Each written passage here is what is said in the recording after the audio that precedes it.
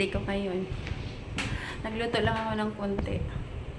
Ayan ang aking luto. Ayan, lumpang siyang spaghetti, fried chicken, tsaka pichi-pichi. Ayan, lechon. Cake lang. Ayan lang. At saka ito lang yung aking handa. Ayan.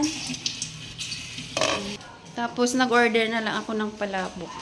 Di ba? Okay na yun. May konting handa. May konting celebration lang. Wala nang budget.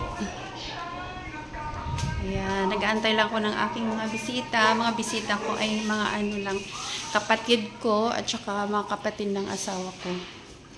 Yun lang aking bisita today kasi konti lang naman aking handa. Takpan ko muna. Wala pa naman sila kasi. At saka puto pa lang order ko. Puto. Takpan ko muna ito kasi nilalangaw siya.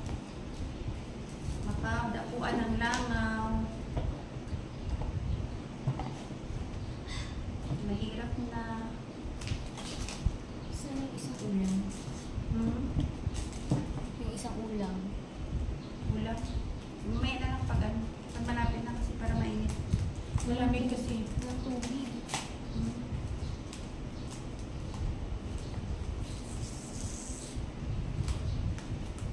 Bala ko sana hindi maghanda. Kaso,